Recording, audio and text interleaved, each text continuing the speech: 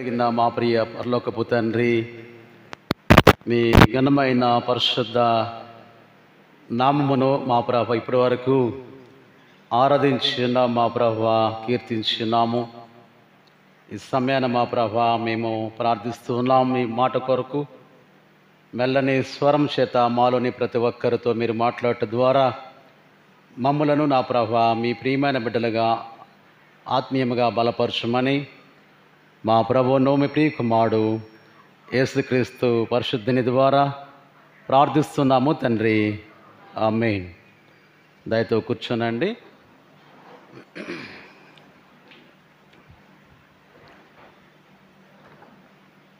రక్షకుడు ప్రభువైన యేసుక్రీస్తు శుభనామమున మీ అందరికీ శుభములు, వందనాలు తెలియజేస్తున్నాను. ఈ పరిశుద్ధ ఆదివారమున ప్రత్యేక పునరుద్ధరణ దినం మన కొరకు ప్రభు అనుగ్రహించి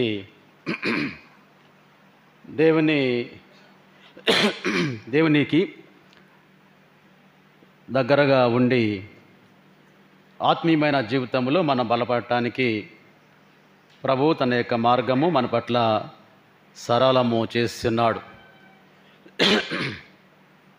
ఈ యొక్క దినాలు ప్రత్యేకించి ఉపవాస దినాలుగా మనం ఈ నెల 5వ తేదీ నుండి మరి ప్రారంభించున్నాము. ఇవి కొనసాగుతున్నాయి. 10 శ్రమకాల ధ్యానాలు జరిగాయి ఇప్పటివరకు.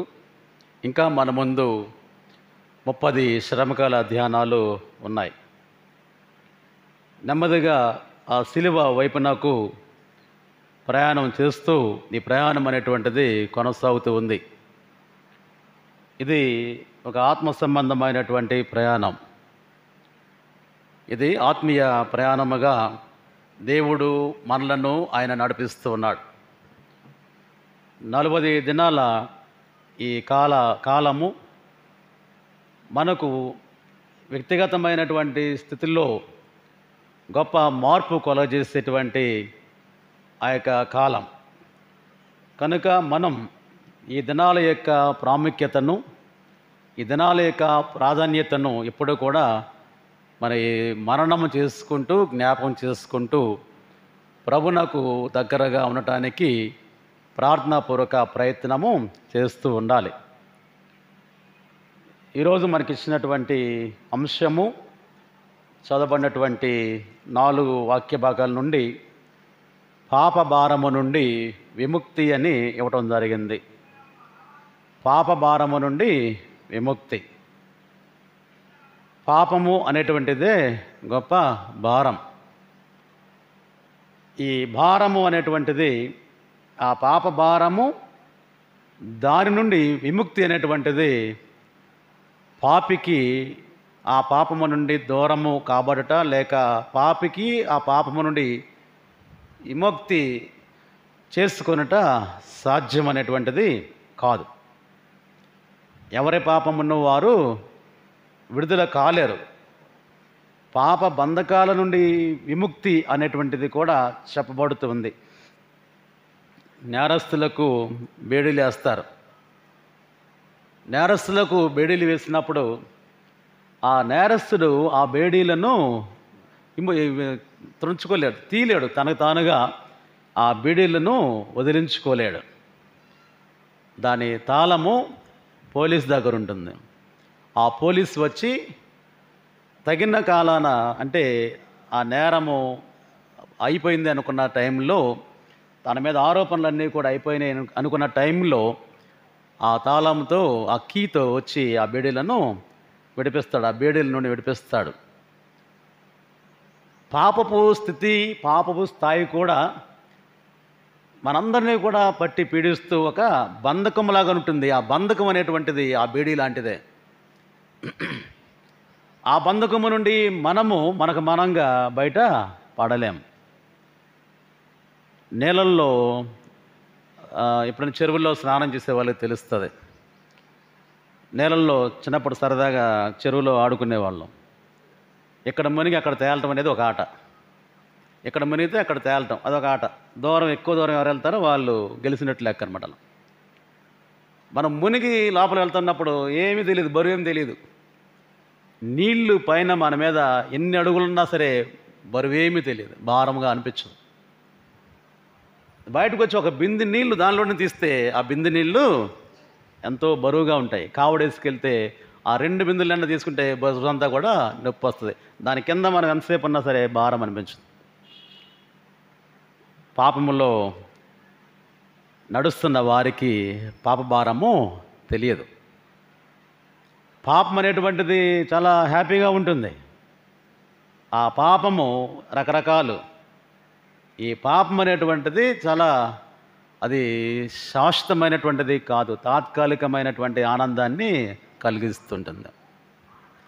దాని నుండి విమోచన అనేటువంటిది మనం మార్గము వెతుకుతూ ఉన్నాం. మార్గము వెతుకుతున్న వాళ్ళు ఉన్నారు, మార్గం తెలిసిన వాళ్ళు ఉన్నారు. తెలిసినా కానీ ఆ మార్గములో పయనించడానికి కొంచెం కష్టతరముగా ఉంటూ ఉన్నది.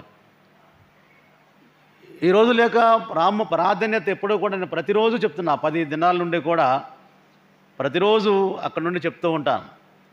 దేవునికి సమీపముగా, దేవునికి దగ్గరగా ఉండాలి. పాపమునకు దూరంగా ఉండాలి. పశ్చాత్తాపముతో పాపక్షమాపణ కోరుకోవాలి. ఇది దేవుడు నీ నుండి నా నుండి కూడా కోరేటువంటి ఒక ఆత్మ సంబంధమైనటువంటి అభ్యసనం, ప్రాక్టీస్, ప్రక్రియ.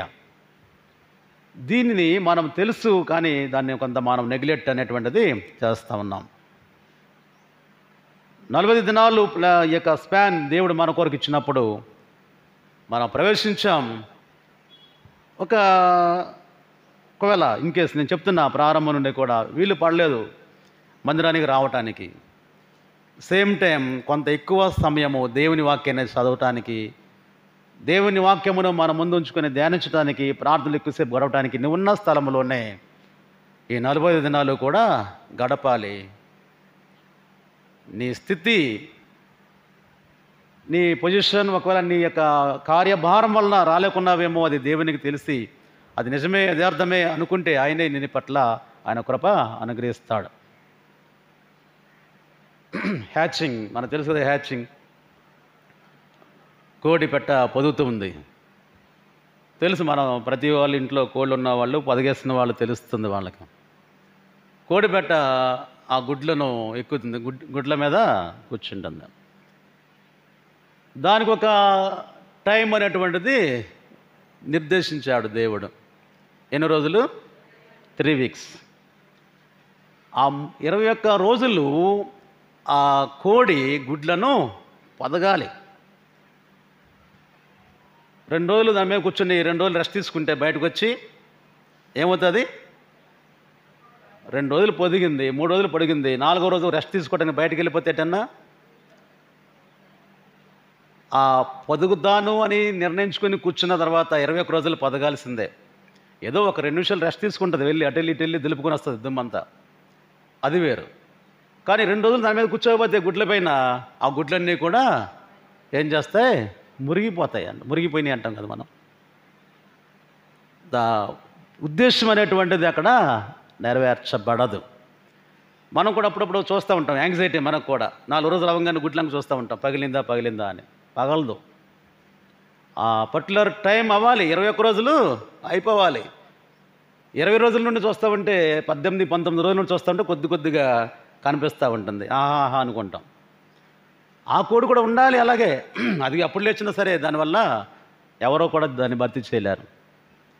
తన గుడ్లను తాను పొదిగి తన పిల్లలను తాను చేసుకుంటూ ఉంటుంది. ఆ స్పాన్ అనేటువంటిది 21 రోజుల స్పాన్ అనేటువంటి దాని మీద గడపాల్సిందే. దేవుడు మన కొరకు నిర్దేశించినటువంటి సమయం ఈ 40 రోజులు కూడా దేవుడిచ్చాడు. 40 రోజుల్లో నీ మార్పు అనేటువంటిది ఈ దేవుడు కాంక్షించి నీ పట్ల ఒక ప్రేమగల ఉద్దేశాన్ని కలిగి ఆత్మ సంబంధమైనటువంటి ఆశీర్వాదాలు పొందలేకుండా, ఆత్మ సంబంధమైనటువంటిది, యులపరమైనటువంటి వాటికై కాదు, సంవత్సరం అంతా ఇహలోపరమైనటువంటి వాటి కొరకు మనం పొందాము.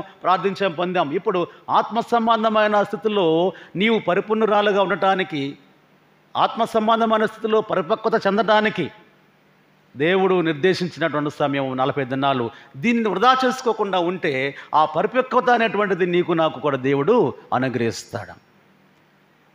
దేవునికి దగ్గరగా ఉండి మనం పాపమునకు విడుదల పొందాలి, పాపం బంధకాల నుండి విడుదల పొందాలి. చాలామంది చాలా ప్రయత్నాలు మనం చేస్తూ ఉంటారు. బయట మనం చూస్తూ ఉన్నప్పుడు పాపం పోవటం అంటే, పాపానికి విముక్తి అంటే, పాప విడుదల అంటే పుణ్యం అని వాళ్ళ లెక్క. కొంతమంది లెక్క ఏంటంటే పుణ్యం లేకపోతే మోక్షం, మన భాషలో పరలోకం, కొద్దిగా పాలిష్డ్ లాంగ్వేజ్లో నిత్య జీవం, ఇంకా కొంచెం ఆత్మ సంబంధముగా మనం మాట్లాడుకోవాలి అంటే నిత్య జీవం. పాపము విరుగుడు, పాపము నుండి విమోచన అనగానే అది నిత్య జీవం. వీటి కొరకు చాలామంది రకరకాల ప్రయత్నాలు, ట్రయల్స్ అనేటువంటివి చూస్తాం. ఎక్కడికో వెళ్ళిపోతారు, అరణ్యానికి వెళ్ళిపోతారు. ఏదో ఒక నామ స్మరణ చేసుకుంటూ ఉంటారు. అక్కడ ఏదో ఒక దేవుని నామం స్మరణ చేసుకుంటూ కొంతకాలం గడిపితే పాపం పోతుంది అని వాళ్ళ యొక్క సిద్ధాంతం, వాళ్ళ యొక్క ఆలోచన. అరణ్యవాసం, కొంతమంది అరణ్యవాసానికి వెళ్ళిపోతూ ఉంటారు. 6 నెలలు అక్కడ, 6 నెలలు ఇక్కడ అంటారు. కొంతమంది తీర్థయాత్రలు చేస్తూ ఉంటారు. తీర్థయాత్రలు ఎక్కడెక్కడ పుణ్యక్షేత్రాలు ఉన్నాయో, దేవస్థానాలు ఉన్నాయో, క్రైస్తవులు కూడా తీర్థయాత్రలు చేస్తారు. అలాగా అవన్నీ కూడా దర్శించుకుంటూ వస్తే పుణ్యం వస్తుంది, పాపం పోద్దని పుణ్య స్నానాలు చేస్తూ ఉంటారు. వెళ్ళి నదుల్లో, ఆ మురికి నీళ్ళల్లో దిగుతారు కదా. అన్నీ అక్కడే దిగుతారేంటో, అదొక మనం దాన్ని విమర్శ కాదు. కానీ ఏంటి మనం గ్రహించింది, ఏంటి పరీక్షించింది అంటే మురికి నీళ్ళల్లోనే స్నానం చేస్తారు. మన ఇంట్లో శుభ్రంగా ఉంటాయి నీళ్లు, పంచాయతీ వాటర్ చూసినా, బోర్ నీళ్ళు చూసినా ఎంతో తెల్లగా శుభ్రంగా ఉంటాయి, ట్రాన్స్పరెంట్గా ఉంటాయి. అవి కాదని అక్కడ మురికిలోనే స్నానం చేసి వస్తూ ఉంటారు. అదొక రకమా. తీర్థయాత్రలకు వెళ్తున్నామని పక్కింటోడికి చెప్పారంట. పక్కింటోళ్ళు సరే, ఇతను హేతువాది, ఇచ్చాడు, ఒక కాకరకాయ ఇచ్చాడట. తెలుసు మనకి, తీర్థయాత్రకి వెళ్తున్నారు కదా, ఈ కాకరకి కూడా తీసుకెళ్ళండి, మీరు ఎక్కడ మునిగితే అక్కడ దీన్ని కూడా ముంచండి, తీసుకురండి, నాకు ఇవ్వండి అన్నాడంట పక్కింటోడు. వాళ్ళు వెళ్ళారు. వాళ్ళు ఎక్కడ దిగితే ఎక్కడ మునిగితే అక్కడ దాన్ని కూడా ముంచారట, కాకరకాయని తీసుకొచ్చి ఇచ్చారు. ఇదిగోయ్యా, వారం మొదలైపోయింది, తీసుకొచ్చాం, మేము ఎక్కడ మునిగాము అక్కడ దీన్ని కూడా ముంచామంటే తిని చూడమన్నాడు. కాకరకాయలో చేదు పోల, చేదుగానే ఉండిపోయింది. నువ్వు ఎక్కడికో వెళ్ళి మునిగితే నీలో ఉన్నటువంటిది, పాపం అనేటువంటిది ఎలాగా పోతుంది? పుణ్యం ఎలా వస్తుంది? మోక్షం ఎలా వస్తుంది? పరలోక రాజ్యం ఎలాగ వస్తుంది? నిత్యజీవం ఎలా వస్తుంది? కనుక దాని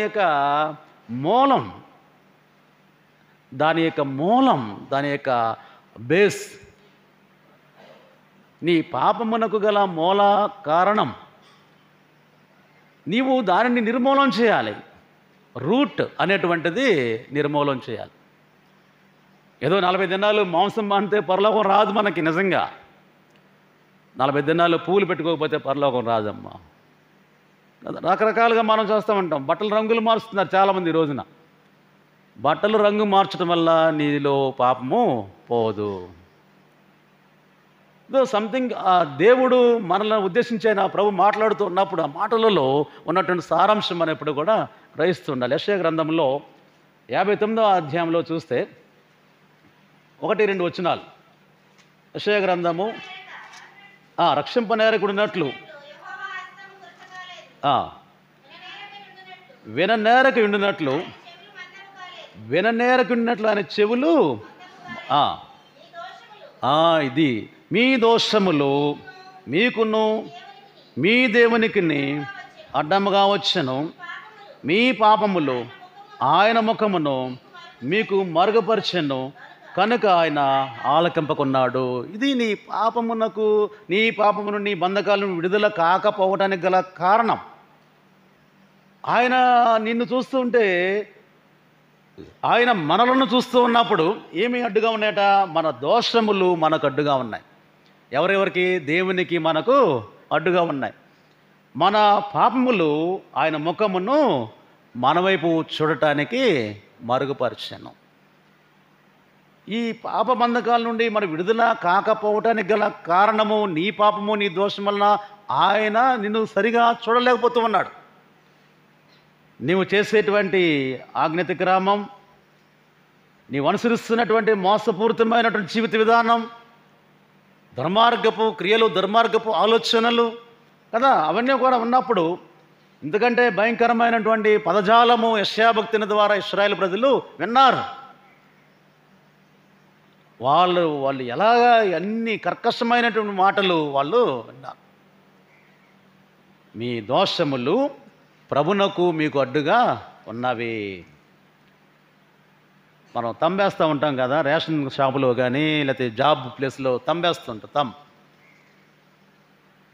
క్లియర్గా ఉంటే ఆ తంబు మనకి క్లియర్గా ఉంటే అది పని అవుతుంది. అక్కడ గవక్కన రిసీవ్ చేసుకుంటుంది. ఈ తంబేసే వేలికి ఏదైనా పేపర్ కానీ గుడ్డ కానీ అడ్డు పెట్టి వేసామంటే అది లాక్కుంటుందా? లాక్కోదు. కొంచెం తడి ఉంటేనే లాక్కోదు, నూనె ఉంటేనే లాక్కోదు, పొడిగా ఉండాలి. ఎప్పుడు ఫస్ట్ మనం ఎలా వేసామో తంబు అదే స్టేటస్లో ఉండాలి. అప్పుడు మాత్రమే అది రిసీవ్ చేసుకుంటుంది. అడ్డుగా గుడ్డ కానీ పేపర్ కానీ పెడితే అది రిసీవ్ చేసుకోవడం చాలా కష్టం. టీచర్స్ చెప్తూ ఉంటారు, ఈ ఫేషియల్ అటెండెన్స్ వాళ్ళకి వేశారు కదా, అప్పుడు వాళ్ళు ఫస్ట్లో ఎక్కడైతే రికార్డ్ చేస్తారో, ఎక్కడైతే రిజిస్టర్ చేస్తారో అక్కడికే వెళ్ళి ఫేషియల్ అటెండెన్స్ వేయాలి కదా, అప్పుడే అది రిసీవ్ చేసుకుంటుంది. ఫస్ట్ ఎలాగ మనం ఫేస్ ఉందో అలాగే ఉండాలి. చాలామంది మేకప్ వేసుకెళ్తే అది లాక్కోదు. ముందు మేకప్ ఉంటే మేకప్తో లాక్కుంటుందంట. మేకప్ లేకుండా తీస్తే మేకప్ లేకుండానే తీయాలి. ఫస్ట్ రోజు నవ్వుతూ ఉంటే ఎప్పుడు నవ్వుతూనే ఉండాలి, ఆ రోజు ఏడుపు వచ్చినా కానీ కదా. నువ్వు కాదంటదంట, నువ్వు కాదు, నీ ముఖం కాదు, నీ ప్లేస్ కాదు, ఇంకో చోటికి వెళ్ళి అంటదంట. చాలా అవస్థలు పడ్డారు ఫస్ట్లో. ఇప్పుడైతే పర్వాలేదు అనుకుంటా. అడ్డు ఉండకూడదు. నీ దోషములు నీకు దేవునికి అడ్డుగా ఉన్నవి, నీ పాపములు దేవుని ముఖము మరుగు చేశాను, నీ వైపు చూడట్లా, ఆయన ఆలకించగా ఉన్నాడు. మరి ఎలాగా మన యొక్క పాపములు నుండి విడుదల కాబడతాం? దేవుడిచ్చినటువంటి 3 లేఖన భాగాలు, 4 లేఖన భాగాల నుండి మనం చూస్తున్నప్పుడు మొట్టమొదటిగా సమూయేలు గ్రంథం చదివాం. 2వ సమూయేలు గ్రంథంలో పశ్చాత్తాపడాలి. నెంబర్ 1 పశ్చాత్తాపడాలి. Repentance, realization. మనం ఏదైతే కమిట్ అయ్యామో, ఏదైతే తప్పు చేసామో, ఏదైతే పాపం చేస్తున్నామో, ఏదైతే దేవునికి ఇష్టం కాని దాన్ని చేసి ఉన్నామో, అది లేఖన భాగం ద్వారా నిన్ను గద్దిస్తున్నప్పుడు, ఖండిస్తున్నప్పుడు పశ్చాత్తాపడాలి. ఎలాగా నీ పాప బంధకాల నుండి విముక్తురాలు కాగలవు. ఒక మార్గము పశ్చాత్తాపమే. చక్కటి ఒక కథ రూపములో దావీదుకు దేవుడు తెలియపరిచాడు. అది మనకు తెలిసినటువంటి స్టోరీనే. తప్పు అనేది గ్రహించటానికి చూపిస్తున్నాడు ఇద్దరు మనుషులను. పెద్ద ఐశ్వర్యవంతుడు అంటే ధనవంతుడి కంటే గొప్పవాడు. ఐశ్వర్యవంతుడు, గొర్రెలు గొడ్లు చాలా ఉన్నాయట అతనికి, పశు సంపద విస్తారంగా ఉంది. ఒక దరిద్రుడు, పేదవాడు. చాలా గొర్రెలు ఉన్నాయి ధనవంతుడికి, ఐశ్వర్యవంతుడికి. పక్కనే ఆ భవనం పక్కనే, ఆ మేడ పక్కనే గుడిసెలో ఉంటున్నాడు దరిద్రుడు, పేదవాడు. వాడికి ఒక ఆడగొర్రె పిల్ల ఉంది. ధనవంతుడి ఇంటికి బంధువులు వచ్చారట. బంధువులు వస్తే వాడి గొర్రెలన్నీ దొడ్లో ఉంచుకున్నాడు, గొడ్లన్నీ దొడ్లో ఉంచుకున్నాడు కదా, వాటిని అంటుకోలేదు. కానీ ఈ పేదవాడి ఆడు గొర్రె పిల్ల మీద వాడు చూపుపడి దీన్ని తీసుకెళ్ళిపోయి విందు చేశాడట. బలవంతుడు కదా పాప. ఈ పేదవాడు ఏంటి, దీంతో రోజు ఆడుకున్నాడంట, కూతురుతో ఆడుకున్నట్టుగా. అలాంటి ఆ బంధాన్ని తెంచివేశాడు ఐశ్వర్యవంతుడు. ఆ రిలేషన్ని తెంచివేశాడు, క్రూరంగా ప్రవర్తించాడు ఐశ్వర్యవంతుడు. ఆ కథ నాతాను ప్రవక్త దావీదుతో చెప్పాడు. విన్న మనకే కదా ఐశ్వర్యవంతుడి మీద కోపం వస్తుంది. అన్ని ఉంచుకుని బేదవాడి దగ్గర లాక్కోవటం ఏంటి అని దావీదుకి కూడా కోపం వచ్చింది. ఏమన్నాడు? ఆ మనిషిని మనం చంపాలి, అలా చేసిన వాడిని చంపాలి, 4 రెట్లు వాడి దగ్గర ఇంకా లాక్కోవాలి, వాడు చేసింది మంచిది కాదు అంటే వాడు మరణపాత్రుడు అంటాడు. నాతాను విని అన్నాడు కదా, ఏమన్నాడు? దావీదును చూచి, ఎస్, ఆ మనుషుడవు నీవే, ఎవరో కాదయ్యా, మనుషుడు నీవే, మరణపాత్రుడవు నీవే మరణపాత్రుడవు కదా. చక్కటి ఆ స్టోరీ రూపంలో దావీదుకు వివరిస్తూ ఉన్నప్పుడు దావీదుకు అర్థమైంది. 13వ వచనం చదివితే, 13వ వచనం, నేను పాపము చేస్తునని దావీదు నాతానుతో అనగా, నాతాను చావుకున్నట్లు యెహోవా నీ పాపమును పరిహరించను. దావీదు ఒక్కటే ఒప్పుకోలు, ఐ హావ్ కమిట్ సిన్ అన్నాడు అంతే. నేను పాపము చేస్తుని, నేను చేయలేదని వంకలేదు. ఇది దేవుని యొక్క పిల్లలైనటువంటి వారు యథార్థమైనటువంటి స్థితిని మనం ప్రత్యక్షపరచాలి. యథార్థమైన స్థితే లేనిది ఎక్కడ? మనము ఈ నటన అనేటువంటిది కాదు, దాపరికం అనేటువంటిది కాదు, దాయటం అనేటువంటిది కాదు, కప్పుకోవటం అనేటువంటిది కాదు. నాతాను చెప్పాడు, దావీదు గ్రహించాడు, చెప్పే వరకు గ్రహించలా. తప్పు చేశాడు దావీదు. తనలో ఉన్నటువంటి ఒకని భార్యని మోహించి అతను చంపిస్తాడు కదా, ఊరియాని చంపిస్తాడు తన భార్య కోసం. అదంతా కూడా నువ్వు తప్పు చేసావయ్యా దావీదు అంటే, నిజమే, నేను పాపము చేస్తున్నాయి, తప్పు చేసానట్లా, నేను పాపము చేస్తుని అని ఒప్పుకుంటున్నాడు. ఇది కావలసినటువంటిది. నీ పాపము లేక నీ దోషము దేవునికి నీకు అడ్డుగా ఉన్నాయి. నీ పాపము దేవుని ముఖమును మరుగ చేసాను కాబట్టి దానికి ఏంటి పరిష్కారం? సమస్య ఉంటుంది, సమస్యకు సొల్యూషన్ ఉంటుంది. సమస్య ఉంటుంది మన దగ్గర, పరిష్కారం ఎక్కడ? దేవుని వాక్యమే పరిష్కారం. దేవుని వాక్యంలో సమస్త సమస్యలకు పరిష్కారం అనేటువంటివి ఉన్నాయి. ధ్యానించాలి, మనసుతో హృదయపూర్వకంగా దీనిలోనికి మనం వెళ్ళాలి. చదవటం వేరు, ధ్యానించటం వేరు. చదవటం అంటే గబగబా చదువుకు వెళ్ళిపోతాం, అది కాదు. అర్థం చేసుకుంటూ ధ్యానపూర్వకముగా మనం చదువుకుంటూ వెళ్తే, ధ్యానిస్తున్నట్లయితే దేవుడు ఆయన మనతో మాట్లాడుతుంటాడు. నాతాను దావీదుతో మాట్లాడాడు, కానీ దేవుడే మాట్లాడుతున్నాడు నాతానుతో. దేవుని స్తోత్రం. దేవుడే మాట్లాడుతున్నాడు. నాతానును ఒక మీడియా, దేవుని యొక్క రిప్రజెంటేటివ్గా వాడుకుంటున్నాడు నాతాను. దేవుడు నాతాను ద్వారా దేవుని యొక్క సందేశం వెళ్తుంది. నాతానును పంపి నా మాట వెళ్ళి చెప్పన్నాడు. దేవుడే మాట్లాడుతున్నాడు దావీదుతో. దావీదు కూడా దేవునితోనే మాట్లాడుతున్నాడు. నేను పాపం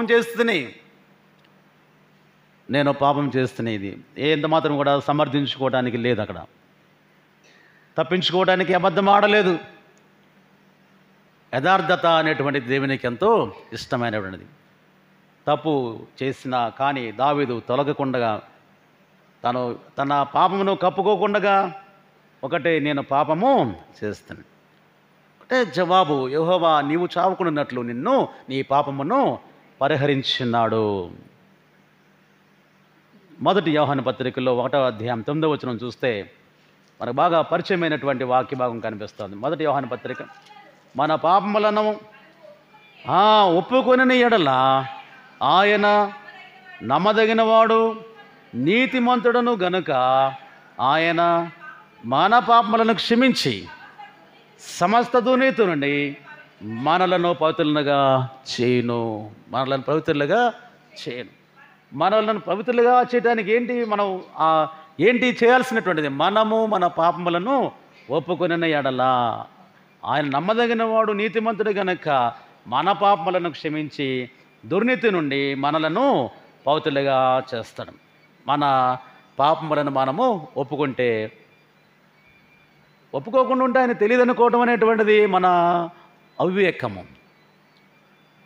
దావీదు సమర్థించుకోవడానికి ప్రయత్నించలేదు, ఎందుకంటే దేవునికి సమస్తము ఎరుకనే.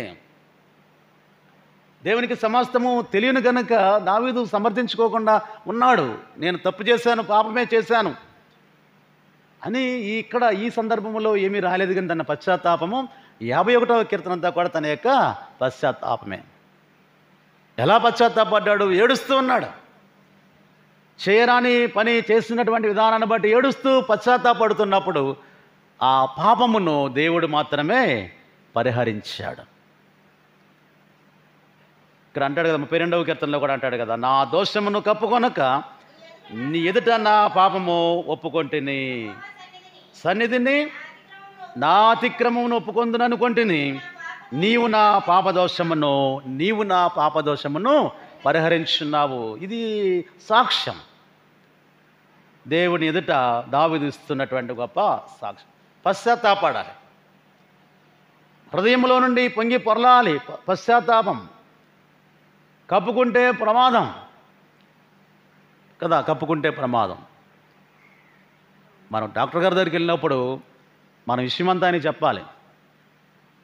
డాక్టర్ గారి దగ్గర, లాయర్ గారి దగ్గర, పాస్టర్ గారి దగ్గర అబద్ధాలు ఆడకూడదట. అంటే మిగిలిన వాళ్ళ దగ్గర ఆడొచ్చా అంటే అది కాదు, అది కూడా ఆడకూడదు. కానీ డాక్టర్ గారికి మనం చెప్తే ఏంటి, మనం ఉన్నదాన్ని చెప్తే దానికి తగ్గట్టుగా మందు రాస్తారు. సగం దాసి సగం చెప్తే కదా వాళ్ళకి అర్థమవుతుంది. నేను టెస్ట్ చేసినప్పుడు నీలో ఉన్నాయన్నీ కూడా దాస్తున్నట్టుగా తెలిసిపోతుంది అని డాక్టర్ గారికి. దాయకూడదు, ఏది ఉంటే అది మనం చెప్పినప్పుడే సరైన మందు రాస్తారు, అప్పుడు మనకు తగ్గుతుంది. దేవుని ఎదుట నీవు కూడా అంతే, నేను కూడా అంతే. వ్యక్తిగతమైనది, అది బాహాటంగా అక్కర్లా. మన చర్చెస్లో లేదు కన్ఫెషన్. రోమన్ క్యాథలిక్ చర్చెస్లో కన్ఫెషన్ ఉంటుంది, ఒప్పుకోలు ఉంటుంది. ఆ వారంలో ఆదివారం నుండి ఆదివారం వరకు నువ్వేం తప్పులు చేసావో వెళ్ళి అక్కడ ఫాదర్కి చెప్పాలి కదా. అప్పుడు ఆయన నీ గురించి ప్రార్థన చేస్తాడు. కన్ఫెషన్ మనం ఏం చేస్తాం, జనరల్గా కన్ఫెస్ చేస్తూ ఉంటాం. పాప ఒప్పుకోలు ఉంది, నేను పాపం చేశాను, నీ కుమారుని అనిపించుకుని కూడా నేను పాపం చేశాను అని మనం చెప్పుకుంటా పోతాం. అక్కడ చెప్పాలి. ఆ కన్ఫెషన్ అనేటువంటిది దావీదు, నేను పాపము చేసి తిని కాబట్టి యెహోవా దేవుడు తన పాపమును పరిహరించాడు. ఈ క్రిస్టియన్ లైఫ్లో చాలా ప్రాముఖ్యత పశ్చాత్తాపం అనేటువంటిది. నేను ముందు చెప్పాను, కొన్ని ఆయా పనులు చేస్తే ఏమో కానీ పనుల వలన, క్రియల వలన, అవి జరిగిన దాన ధర్మాల వలన కదా, వాటి వలన ప్రయోజనం అనేటువంటిది లేదు. నీ పాపము పరిహారపడదు అవన్నీ చేస్తే. నీవు దేవుని ఎదుట ఒప్పుకోవలసినటువంటి పరిస్థితులు ఉన్నాయి. దానికి మార్గం సరళం చేశాడు. సంవత్సర కాలము దేవుడు ఇచ్చినటువంటి ఆ యొక్క ఆధిక్యతలు అన్నిటిని కూడా ఒకవేళ మనము వాటిని విస్మరించి దేవుని లెక్కించగా, దేవుని ఆజ్ఞానుసారముగా లేక ఉండినప్పుడు దేవుడిచ్చినటువంటి మంచి సమయము ఈ యొక్క సమయం, ఈ కాలం. విశ్వాసికి చాలా ప్రాముఖ్యమైనటువంటి కాలం. మనము సద్వినియోగము చేసుకున్నట్లయితే ఈ సీజన్ యేసుక్రీస్తు ప్రభుని శ్రమలను జ్ఞాపకం చేస్తుంది, ఆ సిలువను జ్ఞాపకం చేస్తుంది. సంవత్సరం పొడుగుతా ఏ దినాలలో లేనటువంటి ఆ సిలువను గుర్చినటువంటి ధ్యానాలు ఈ కాలంలో మనం చేస్తూ ఉన్నప్పుడు ఏంటంటే మన హృదయము, రాతి హృదయము కరిగి ద్రవీకరించాలి. రాతి హృదయము మాంసం ముద్దగా మారాలి, కఠినాత్ములు సైతం మృదువైన వారుగా మారాలి. కనుకనే ఈ ఆధిక్యత కలిగినటువంటి దినాలు దేవుడిస్తూ ఉన్నాడు. ఉపయోగించుకుందాం. నేను అంతకుముందు చేసింది శ్రీకాకుళం. ఆ చర్చిలో చేస్తున్నప్పుడు లెంట్ అక్కడ ప్రత్యేకం. మామూలు ఆదివారాలు మామూలుగా ఉంటుంది అటెండెన్స్. లెంట్ కాలం పట్టరు చర్చి, మీరు నమ్ముతారు నమ్మరు. అదేంటో అదొక రకం. 40 రోజులు కూడా చర్చి నిండిపోతుంది. ప్రతిరోజు సాయంకాలం ఫుల్ అయిపోతుంది. అటు జెంట్స్ ఇటు లేడీస్ అంతా కిటకిటలు ఆడుతుంది. మళ్ళీ ఈస్టర్ అయిన తర్వాత రోజు నుండి ఆదివారం మామూలుగా ఉంటుంది అటెండెన్స్. అదొక విశ్వాసం అనుకోండి, తెలియచేస్తున్నాం. అదొక విశ్వాసం. అంటే రారా అంటే మిగిలిన రోజులు వస్తారు, కానీ పలచగా ఉంటుంది. ఈ దినాల్లో నీకు ఇచ్చినటువంటి ఆధిక్యత, పశ్చాత్తాపడాలి, దేవుని ద్వారా పరిహారం పొందాలి. పాపక్షమాపణ అనేటువంటి పరిహారమే, పాప పరిహారం, పాపమును హరించేస్తాడు ప్రభు. ఆ ప్రభు వలన మాత్రమే సాధ్యం. నేరస్తునికి బేడీళ్ళు పోలీసుడే తీయాలి.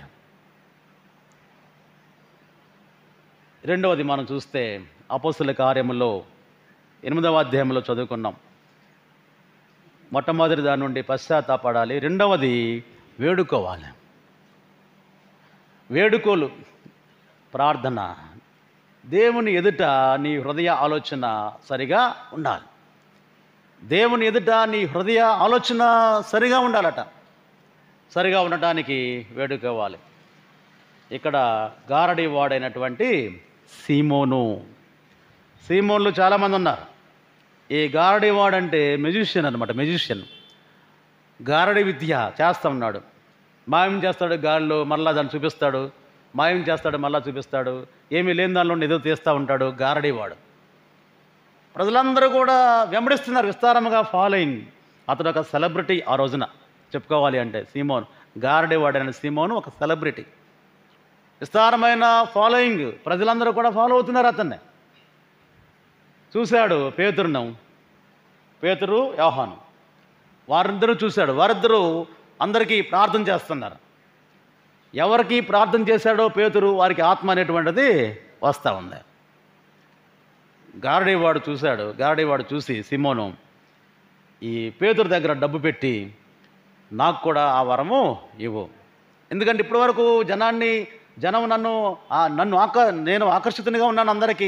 ఇంకా పరిశుద్ధాత్మ నాకు వస్తే ఇంకా ఆకర్షితునిగా ఉంటాను, ఇంకా నేను సంపాదించుకోవచ్చు, ఇంకా నాకు ఫాలోయర్స్ ఎక్కువ అవుతారు. ఒక స్వార్థపూరితమైనటువంటి ఆలోచనతో డబ్బు పెడతాడు. తీసుకొచ్చి డబ్బు పెట్టి పేతుర్ని నాకు ఆ వరం ఇవ్వంటాడు. 21 మనం చూస్తే, నీ హృదయము దేవుని ఎదుట సరైనది కాదు గనక ఏ కార్యమందు నీకు పాలు పంపులు లేవు. నీ హృదయము సరిగా లేదు కదా, నీ ఆలోచన సరిగా లేదు, నీ విధానం బాగలేదు. ఆ తర్వాత అన్నాడు కదా, నీవు కాబట్టి నీ చెడుతనం మానుకొని మారు మనస్సునుంది ప్రభువును వేడుకొనుము. ఒకవేళ నీ హృదయ ఆలోచన క్షమించబడవచ్చును. ఒకవేళ ఇన్కేస్ చెప్పలేం, అది కూడా వేడుకో, ఆయన క్షమించవచ్చు. నీ చెడుతనం మానుకోవాలి, మారు మనసు పొందాలి, నీవు ప్రభువుని వేడుకోవాలి. 3 కండిషన్స్. నీవు గొప్పవాడవే కావచ్చు, ధనవంతుడివే కావచ్చు, ద్రవ్యము పెట్టి దేవుని కృపావరమును ఎలాగా నువ్వు పొందుతావు? డబ్బిస్తే, పరిశుద్ధాత్మ వస్తే ఇంకేమి? పరిశుద్ధాత్మ అనేటువంటిది ఉచితంగా దేవుడు అనుగ్రహించేటువంటి ఒక వరం. దానిని కృపా వరాలలో ఒక వరం. ఆ వరమును ద్రవ్యం పెట్టి కొనడానికి ప్రయత్నించాడు ఈ గారడీ వాడైన సీమోన్. నీ హృదయం ముందు దేవుని ఎదుట సరైనది కాదు. ఎన్ని మనం సరిచేసుకోవాలి, ఒకసారి ధ్యానించాం. నీ దేవుని మందిరానికి పోవున్నప్పుడు నీ ప్రవర్తన జాగ్రత్తగా చూచుకొనము. జ్ఞాని మాట్లాడుతున్నాడు. నీవు దేవుని మందిరానికి వెళ్ళినప్పుడు నీ ప్రవర్తన జాగ్రత్తగా చూసుకో. ఎందుకు జ్ఞాని సొలొమోను చెప్తున్నటువంటి మాట? సొలొమోను కట్టాడు దేవాలయాన్ని సొలొమోను నిర్మించి ప్రార్థించాడు. ప్రతిష్ఠిత మహోత్సవం రోజున, ప్రతిష్ఠ రోజు ప్రార్థించాడు సొలొమోను. సుదీర్ఘమైనటువంటి ప్రార్థన చేస్తాడు. అది చదవద్దు, కానీ దినవృత్తాంతాల్లో ఉంటుంది. ఏమి ప్రార్థన చేసినప్పుడు దేవుడు జవాబిచ్చి అంటాడు, ఈ మందిరానికి నా పేరు పెట్టాను, ఈ మందిరానికి నా పేరు పెట్టాను కనుక ఈ మందిరము పైన నా దృష్టి ఎల్లప్పుడూ ఉంటుంది, నిత్యం ఉంటుంది. ఈ మందిరం పైన నా దృష్టి ఉంటుంది, ఈ మందిరములో నా మనస్సు ఉంటుంది అని గొప్ప జవాబిస్తాడు. సుదీర్ఘమైనటువంటి ప్రార్థన సొలొమోను చేస్తే దేవుడు జవాబిస్తాడు. అంటే ఈ మందిరమున దేవుని కనుదృష్టి ఉన్నది, ఈ మందిరమున దేవుని మనస్సు ఉన్నది. కాబట్టి ఈ మందిరమునకు వచ్చినప్పుడు మన ప్రవర్తన జాగ్రత్తగా చూసుకోవాలి. ఎందుకంటే ఆయన నిన్ను పరిశీలన చేస్తున్నాడు. ఆయన నిన్ను చూస్తూ ఉన్నాడు, నిన్ను పరిశీలన చేస్తూ ఉన్నాడు. దావీదు అంటాడు, నాకు తలంపు పుట్టక మునిపే నీవు నా మనస్సు గ్రహించున్నావు, నా నడకను నా పడకను పరిశీలనగా తెలుసుకున్నావు, ఎరిగి ఉన్నావు. నా తలంపు పుట్టక మునిపే నా యొక్క ఆలోచన నీవు తెలుసుకున్నా, మనస్సు ఎరిగి ఉన్నావు. అలాంటి దేవుని యొక్క సన్నిధానంలో మనం ఎంతగా జాగ్రత్తగా ఉండవలనో కదా. మనుషులు గమనించక్కర్లేదు, దేవుడు నిన్ను చూస్తూ ఉన్నాడనేటువంటి విషయము నీవెప్పుడు కూడా గ్రహింపునకు తెచ్చుకోవాల్సిన, వేడుకోవాలి. ఆయన ఎదుట నీ హృదయము సరిగా ఉండాలి. హృదయము దేని చేత నిండబడి ఉంటుందో ఆ మాటలు నోట నుండి బయటకు వస్తాయి. నీ హృదయము దేవుని వాక్యం చేత, దేవుని కీర్తనల చేత నిండబడినట్లయితే ఆ యొక్క పలుకులే మన మన మన నోట నుండి బయటకు వస్తూ ఉంటాయి. నీ హృదయము సరిగా లేదు, నీవు ఈ చెడుతనము మాని మారు మనసు పొంది ప్రభుని వేడుకో. ఒకవేళ నీకు అప్పుడైనా దేవుడు క్షమించి నీకు వరము అనుగ్రహిస్తాడేమో. ప్రభునందు ప్రియమైన దేవుని బిడ్డలారా, పాప బంధకము నుండి విడుదల కాబడటానికి ఒకటి పశ్చాత్తాపడాలి, రెండు హృదయము సరిచేసుకొని ఆయనను వేడుకోవాలి. హృదయం సరిచేసుకుని ఆయనను వేడుకోవాలి. యాకోబు యోహానులు యేసుక్రీస్తు ప్రభు పిన్ని కొడుకులు. యేసుక్రీస్తు ప్రభు పిన్ని ఎవరు? చిన్న తల్లి సలోమి. సలోమి కొడుకులు యాకోబు యోహానులు. వాళ్ళు వచ్చి అడుగుతారు ప్రభు దగ్గరకు వచ్చి, అన్నయ్య కదా అయ్యా, మేము నీ రాజ్యం వచ్చినప్పుడు నీ రాజ్యంలో నీ కుడివైపున నీ ఎడమవైపున మా ఇద్దరిని కూర్చోపెట్టుకో. అడుగుతారు వచ్చి. వాళ్ళు అడిగినట్లుగా రెండు సువార్తలు ఉంటుంది, తల్లి వచ్చి అడిగినట్టుగా ఇంకో సువార్తలు ఉంటుంది. తల్లి కూడా అడుగుద్ది. సలోమి వచ్చి, కొడుకే కదా, అక్క కొడుకు యేసయ్య, ఇదిగో నన్ను నీ తమ్ముళ్ళు అడుగుతున్నారు, నీ రాజ్యంలో కుడివైపున ఒకడు ఎడమవైపున కూర్చోబెట్టుకో పరిపాలనలో. అప్పుడు జవాబిస్తాడు యేసయ్య, నేను త్రాగే ద్రాక్షరసం మీరు త్రాగలరా? వాళ్ళిద్దరు అంటారు యాకోబులో, మేము తాగుతామంటారు. నేను త్రాగు గిన్నెలోది మీరు త్రాగలరా అంటే మేము తాగుతామంటారు. వాళ్ళు ఎక్కడి వరకు ఆలోచిస్తున్నారు? నిజంగా గిన్నెలో ద్రాక్షరసం మాత్రమే అనుకొని మేము త్రాగలమంటున్నారు. యేసుక్రీస్తు ప్రభు వారు చెప్పింది అది కాదు. నా శ్రమలు, అనుభవించవలసినటువంటి శ్రమలు అనేకం ఉన్నాయి. ఆ శ్రమలను మీరు భరించగలరా? మీరు తాళగలరా? ఓర్చుకొనగలరా? ఆ శ్రమలలో మీరు భాగస్థులుగా ఉండగలరా? ఒకవేళ తాగితే తాగొచ్చు నా గిన్నెలోని మీరు, నేను త్రాగు గిన్నెలో మీరు కూడా తాగొచ్చు. కానీ ఆ కుడి ఎడమల్లో ఇచ్చేటువంటి ఆధిక్యత, అధికారము నా చేతిలో లేదు, అది తండ్రి చేతిలో ఉన్నది. దేవుని ముందు హృదయ ఆలోచన అంగీకారయోగ్యమైనటువంటి స్థితిలో అక్కడ మనం పెట్టాలి. ఆయనకి ఇష్టమైనటువంటి హృదయ ఆలోచన అంతరంగము కలిగి మనం అక్కడ ఉంచాలి. నీ హృదయము సరిచేసుకోవలసినదే. అధికారం తండ్రి ఇవ్వాలి. ఆయన నిశ్చయత ఉంటుంది ముందే. ఆయన ఎవరెవరికి ఏ ఏర్పాట్లు, ఏ సిద్ధపాట్లు చేశారో అవన్నీ ఉంటాయి. వేడుకోవాలి హృదయాన్ని సరిచేసుకొని. మూడవది చూస్తే మార్కు సువార్తలో 2వ అధ్యాయంలో మనం చదువుకున్నాం, ఆయన వద్దకు రావాలి. ఆయన వద్దకు రావాలి. ఆయన అన్నాడు, 5వ వచనం చూస్తే, యేసు వారి విశ్వాసము చూచి, కుమారుడా నీ పాపములు క్షమించబడి ఉన్నవి. నీ పాపములు క్షమించబడ్డాయి. అక్కడికి వెళ్ళిన వాడు ఏంటి జబ్బు? అతనిది పక్షవాయువు కదా, పెరాలిటిక్ మ్యాన్. ఆ పక్షవాయువు కలిగిన వాడు కాళ్ళు చేతులు పడిపోయినాయి. నలుగురు మోశారు. ఆయన వద్దకు వెళ్ళారు.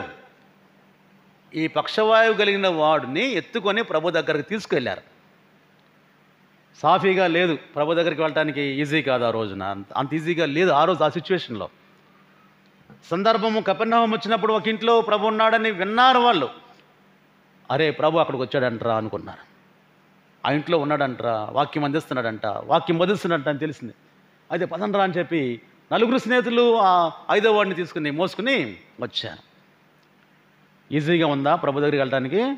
ఈజీ లేదు, నో యాక్సెస్. జనంతో నిండిపోయింది. ఆ వాకట నిలబట్టడానికి కూడా ఖాళీ లేదట. ఆయన దగ్గరికి రావాలి అంటే ఆ సింపుల్గా కాదు, మార్గము సరళం చేసిన మార్గం కాదు, పెద్ద ఆటంకమే వచ్చింది. వ్యాధి ముదిరిపోయింది, బాగవ్వాలి, ప్రభు వాళ్ళని అవుతుంది అనుకున్నారు.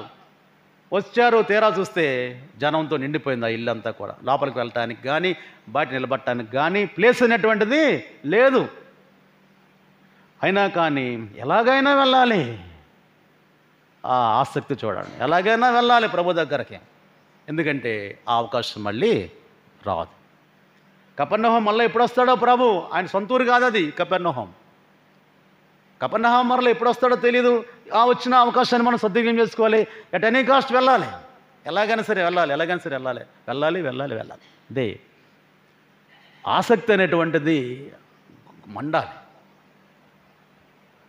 అనేకమైనటువంటివి కోల్పోతున్నాం మేము. ఆసక్తి సన్నగిల్లి కోల్పోతున్నామేమో. ఇది మన సంఘం, మన ఊరు. నీవు అనుకోవాలి, నా సంఘం నాది, నా ఊరు, నా సంఘం, నా చర్చ్. ప్రతి ఒక్కరూ అదే అనుకోవాలి. నేను కూడా అదే అనుకుంటా. నా చర్చ్, నా మందిరం, నాకు ఇచ్చిన టైం గంట పర్ డే, 1 అవర్. ఈ 40 days గంట, 24 గంటలు మన పనులతో ఉన్నాం. 24 hours మన పనులు మనం చేసుకుంటా ఉన్నాం. మంచిదే. 1 గంట నీ కొరకు ప్రభువు తెరిచాడు ద్వారం. ఆయన కొరకు కాదు, నీ కొరకు ప్రభువు ద్వారం తెరిచాడు.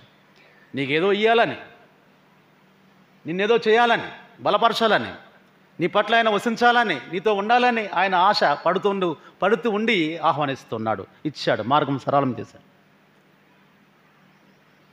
మనం మానటానికి చిన్న కారణం చాలు. Small reason is enough. ఇది నేను చెప్పేటువంటిది విమర్శ కాదు. ఒకరు కుదురుతుంది, ఒకరు కుదరదు. దాన్ని నేను తప్పు పట్టడం లేదు. కానీ యూటిలైజ్ అనేటువంటిది, చేసుకోవటం అనేటువంటిది దేవుడు మనలను ప్రేమించినటువంటి అవకాశం. మన పనులు చేసుకుంటాం కదా, సొంత పనులు చేసుకోమా? సొంత పనులు చేసుకుంటాం. 2.5 గంటలు కూర్చుంటాం థియేటర్లో కదా చాలామంది. నేను వెళ్ళను కానీ చెప్తున్నా, చాలామంది వెళ్తారు.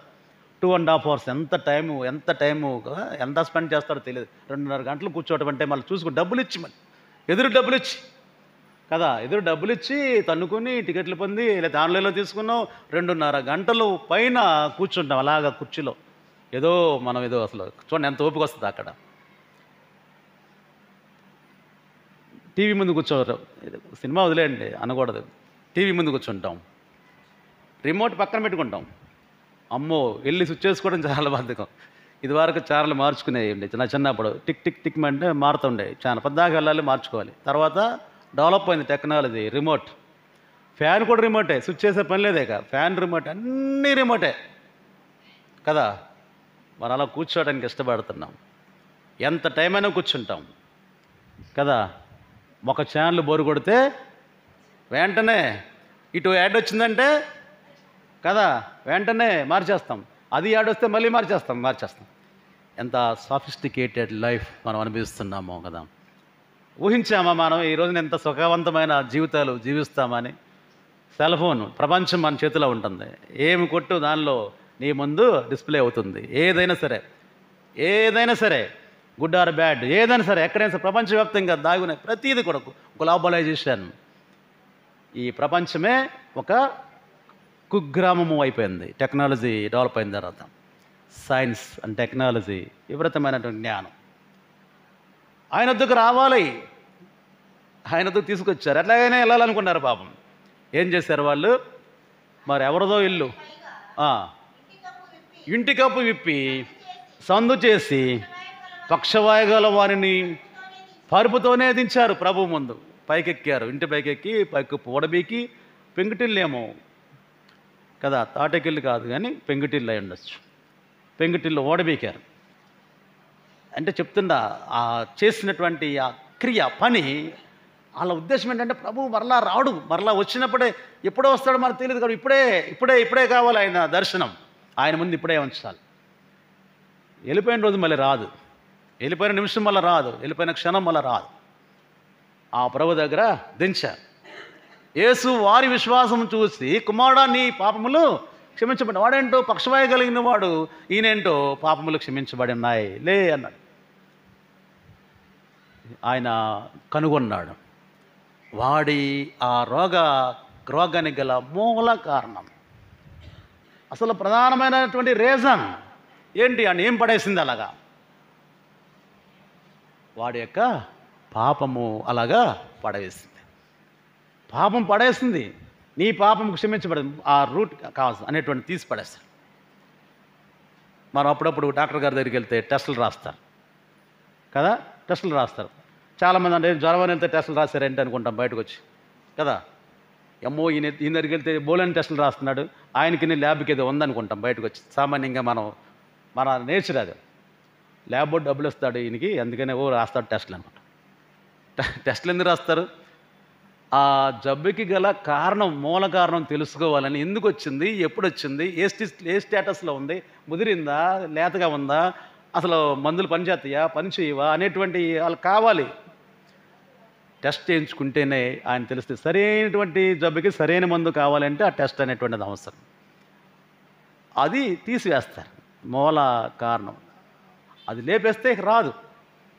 సరైనటువంటి మందు పడాలంటే టెస్ట్ అవసరం. ఇక్కడ కూడా అదే ప్రభు సరైన మందు అతని యొక్క పాపమునకు పరిష్కారం దేవుడిస్తున్నాడు. లే నీ పాపము క్షమించబడలే, ఇప్పటివరకు పాప క్షమాపణ అనేది నీకు లేదు. సో నువ్వు అలాగే పడి ఉన్నావు, నీవు నలుగురు చేత మోయించబడి వచ్చావు ఇక్కడికి. హీర్ ఆఫ్టర్ నీ పాపములు క్షమించబడ్డాయి, లే నీ పరిపెత్తుకుని పో అంటే వాడు గబగబా లేచి బయటకు వచ్చాడు. ప్రభు ఆహ్వానం కూడా ఉంది, ఆయన వద్దకు వెళ్ళి పాపానికి పరిష్కారం పొందాడు, పాపానికి క్షమాపణ పొందాడు. యెషయా 1:18 చూద్దాం, ముగించబోతూ ఉన్నాను. యెషయా గ్రంథంలో 1వ అధ్యాయం 18వ వచనంలో ప్రభు ఇన్విటేషన్ ఉంటుంది పాపులకు ప్రత్యేకించి, ఎక్స్క్లూజివ్లీ ఫర్ సిన్నర్స్. యెహోవా రండి మన వివాదము తీర్చుకుందాము, మీ పాపములు రక్తము వలె ఎర్రనివైనను హిమము వలె తెల్లబడును, కెంపు వలె ఎర్రనివైనను అవి గొర్రెబొచ్చు వలె తెల్లని వగును. ఈ ఆయన పిలుపు, కాల్ ఎవరికి పాపము చేస్తున్నటువంటి వారు, భయంకరమైనటువంటి పాపులతో మాట్లాడుతున్నాడు యెషయా భక్తుడు. పైన ఇంకా కఠినమైన మాటలు ఉంటాయి, పాపిష్టి జన్మ అన్నాడు, దుష్ట సంతానం అన్నాడు కదా, విసర్జించి ఉన్నారు అని.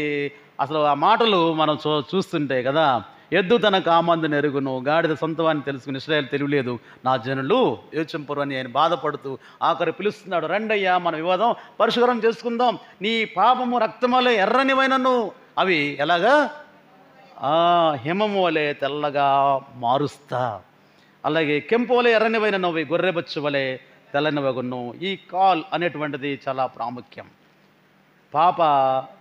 పాప క్షమాపణ పొందటానికి, పాపము నుండి విముక్తి కలగటానికి ప్రభు ఇచ్చినటువంటి 3 విధానాలు, 3 మార్గాలు. 1 దావీదు వలె పశ్చాత్తాప పడాలి.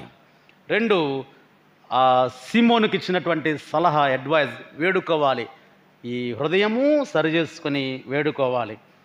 3 ఆయన యొద్దకు రావాలి. ఆయన టైం ఆయనదే, ఆయన టైం దొంగిలించి కదా నేరస్తులుగా ఆయన ఎదుట మనము ఉండకూడదు. ఆయన టైం ఆయన కేటాయించుద్దాం. మన జీవితాలు ఎలాగా మార్పు పొందుతాయో మనముగా అనుభవపూర్వకంగా ఎరిగి ఉందాం. ఆత్మదేవుడు మనకు సహాయము చేయనుగాక. ప్రార్థన. ప్రేమగల మా ప్రభు, దయగల మా తండ్రి, ఇచ్చిన మాట సహాయాన్ని బట్టి మీకు స్తోత్రాలు తెలియపరుస్తూ అడుగుచూ ఉన్నాం. మేమైతే నా ప్రభా ప్రార్థిస్తున్నాం, మీరు మా పట్ల మీ కార్యాలు నా తండ్రి మా పట్ల జరిగిస్తూ మమ్మలను ఒక నూతన జీవితంలోనికి ప్రవేశపరచులాగున మా కొరకు ఇచ్చినటువంటి మండల కాలమును బట్టి మీకే స్తోత్రాలు. 10 దినాలు గడిచాయి మా ప్రభు. మా ముందున్నటువంటి ప్రతి దినమందు సిలువకు మరింత సమీపస్తులుగా ఉండేటువంటి గొప్ప భాగ్యం మా అందరికీ దయచేయమని యేసుక్రీస్తు పరిశుద్ధుని ద్వారా ప్రార్థిస్తున్నాము తండ్రి. ఆమేన్.